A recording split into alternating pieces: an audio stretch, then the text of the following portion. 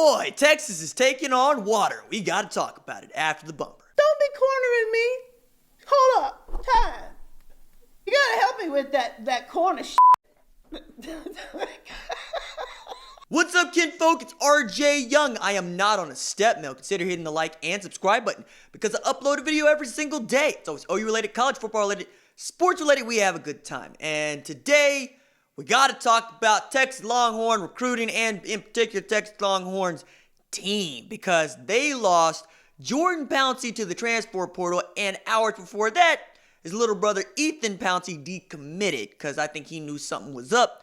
The crystal ball for Ethan Pouncey says 100% to Auburn, but we'll wait and see what that means. What we do know is that it ain't been going Texas' way, particularly in recruiting, but as of late with wins and losses, because you lose Princely Umanellian, who I thought was a shoo-in for Texas, to a decommitment. You lose Josh Eaton to a decommitment. And we can keep going about this because they lost 3 dudes to the transfer portal now when you talk about Jordan Pouncey. And that wide receiver core all of a sudden goes from looking real deep to looking real thin to me, right? Dating all the way back to Brew McCoy if you really want to get technical about it. Because you're going to lose Devin Duvernay, you're going to lose Colin Johnson. Yeah, man, all of a sudden, Texas ain't very good. Now, you could say Malcolm Epps, he's going to be the truth. Maybe. Brendan Eagles, he keeps his nose clean. He'll be the truth. But we know how Tom Herman likes to sit dudes down for, stuff that they do wrong. And also, if you got to sit them down for stuff they do wrong, some of that's on you as a head coach. Discipline and what you think discipline might mean might need to change. Especially when you get beat down by TCU. Now, I understand TCU's defense is always going to be TCU's defense. They're going to play quarters. They're going to man you up. They're going to put 9 in the box and dare you to run. And on the outside, they say, hey, cool, we'll take one-on-one coverage with your wide receivers. We don't give a damn how tall they are. And it didn't really matter. Now, on top of all of this, we got Tom Herman needing to get some W's here because it's one thing to lose to LSU and Oklahoma. It's another thing entirely to lose to Texas Christian at home in some uniforms that was just flat disrespectful to everybody, but particularly to Texas. And ain't nobody loved beating up on Texas the way Gary Patterson loved beating up on Texas. So now you got Tom Herman, who is tightening up real quick and going to have to tighten up real quick because his defense is porous. Just awful. You expected Caden Stearns would be able to help them out. He gets back, but I don't even think that's going to do it, dog. I'm looking around at Texas right now and I'm going, who else y'all got? Who else do you trust? Because I thought perhaps maybe trust dude like Anthony Cook. I'm thinking, yeah, he got it. He'd be all right. I'm thinking that they got a couple of DBs out there that might be able to do something. But if you got guys hurt because you put them through a death camp in the preseason and you don't expect them to hold up by the time they get to November, why would you put them through the death camp? Because you Tom Herman, you expect your train to run on time. Look, man, I'm not saying that you need to be softer on the kids. I am saying that you need to be able to field a team that's going to be good because you are the 40 acres. And now there's a lot of people that are looking at Tom Herman going, what's good? What's up? What's up? Because, I understand. We could talk about the yards. We could talk about the points. We could talk about all the things that are statistically of value here. But the flat out point here is Texas lives the same life that Michigan does, which is that everybody always expects those two programs to perform way out of their depth, right? Because at the beginning of the season, talking about Texas and Michigan like they'd be in the college football playoff in this year, knowing 2 things. One, Michigan has never beaten Ohio State in the Big Ten or in the Jim Harbaugh era. And it just happens Ohio State is in their division. So you don't really get an opportunity to play for a championship either if you can't beat Ohio State. That's one. 2 is Michigan's schedule was garbage. Garbage in that why would you want to run that gauntlet? Who put that together? Georgia, Notre Dame, you got Ohio State, you got to play Michigan State every year, you got to play Iowa this year. It just ain't a good look for you, Michigan. Now, I understand that the Penn State game could have gone either way, but you got one back against Notre Dame, good for you. And you're going to try to carry this strength of schedule argument all the way to your grave, when really Notre Dame could have been trash, Georgia could have been trash, Michigan State, Penn State could have all been trash, but they weren't, so you benefit from that. But you're not going to win a national championship. You might not even win a Big Ten championship if you have to face the Ohio State team that the rest of us have seen play football.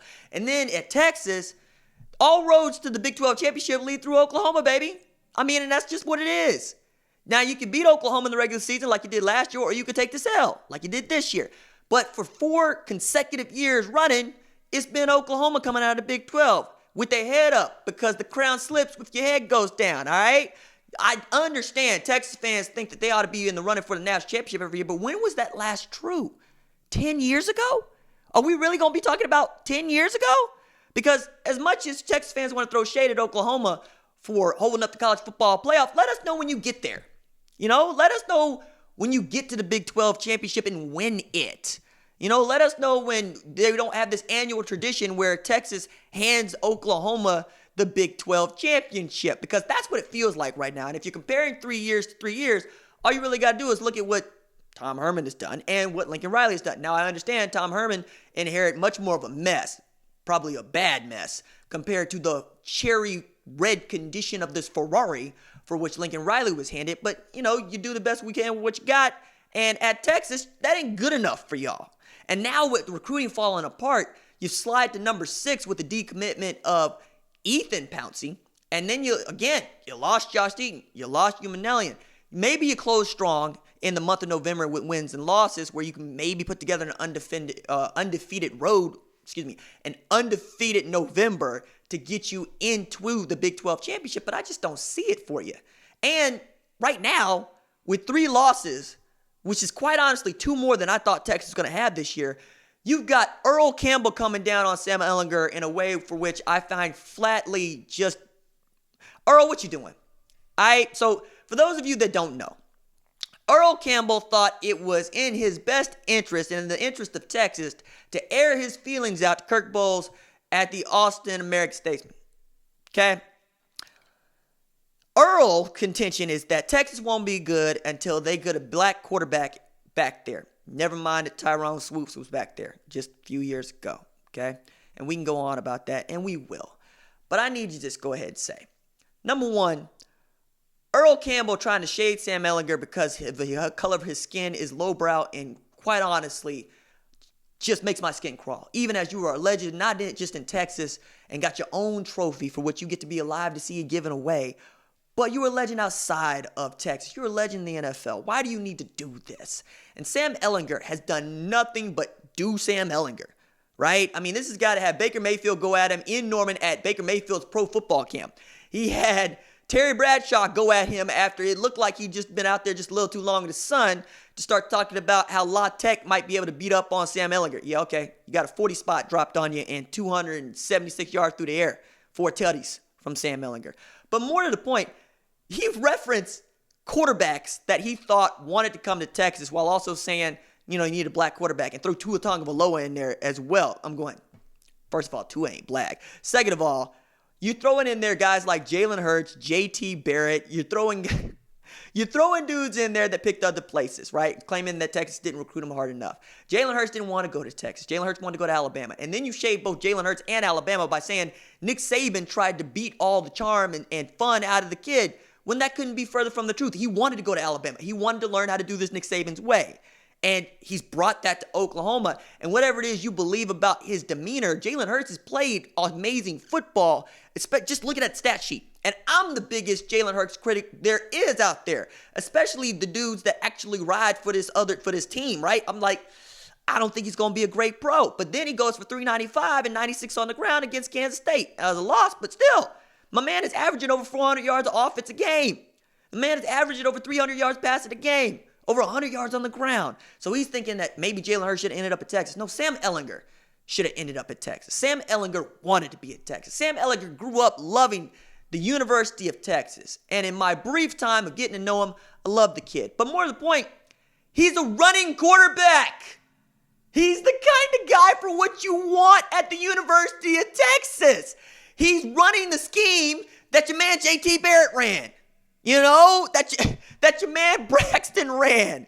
Why are you bringing these dudes up in comparison to Sam Ehlinger? If anything, Ehlinger runs a little too often, which is what they say about Jalen Hurts. But we do this thing where we want to make the color of the skin mean that this dude is athletic and that you got to put him out there in places to run. That ain't what that is, baby. It's the scheme.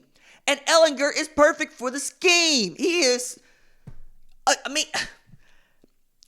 I'm in this really weird place of having to defend Sam Ehlinger because race came into play and also because I like the kid even as I like to dunk on Texas. It's a weird feeling I got right now because I think Sam Ehlinger's perfect for Texas. And I think if they were ever going to win something, they're going to win something with him at quarterback because he's quietly putting together his best season of his career so far. He's thrown more picks, but that's about it.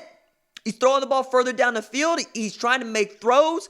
Look, he threw 4 picks against TCU. And to hear Tom Herman talk about it on the Monday teleconference for Big 12, he said, hey, one of those is on him, where he just tried to force it and it wasn't there. The other 3, the receivers hung him out to dry. To which I'm going, there it is. If anybody wanted to take apart their quarterback, it'd be Tom Herman, who is a quarterback dude, who is an awesome football coach, even as I don't know about his administrative skills. I think the man knows from X's and O's. I think the man knows from game planning, but he could use some help on the other stuff, right? He could use somebody else in there as like an associate head coach to remove some of this burden from him, where he doesn't have to be out here flexing on people, trying to tell them what they're going to do and how they're going to do it, rather than just, call the offense, call the plays. We try to make these head coaches out of these offensive coordinators, and we wonder why we get offensive coordinator playing head coach results. See Tulsa, Philip Montgomery, right? Lincoln Riley doesn't bother with the defense. You know what I mean? He halfway puts together a run scheme with Bill Bedenbaugh, right? He lets everybody do their job, and he gets out of their way. And when it comes time to actually acknowledge what they do wrong, that's Lincoln Riley. That's what he does, right? And I could hold up Lincoln Riley against Tom Herman, but that's my point. My point is, Earl Campbell is wrong. Earl Campbell is wrong for this. Don't do this to this kid. Don't do this to yourself. Don't do this to, bless God, the University of Texas. Yeah, I said it. Because you're making fuss where there was no reason to have any fuss. And now we get to add this all to the mix of what is Texas football going to be in 2019. And I made this upload, and not a lot of people watch it because YouTube is a search engine. If you're not searching for the terms, you're not going to find it. But I asked, what happened to Texas football? Well, apparently the same thing that's been happening to Texas football, which is we got people saying stupid stuff about dudes playing their guts out. We got kids wising up about, hey, you're not going to just talk to me any kind of way, and I'm going to end up decommitting, or I'm going to end up going into the portal. And we got a coach who's digging his heels in about how he's going to run his program. Sound familiar?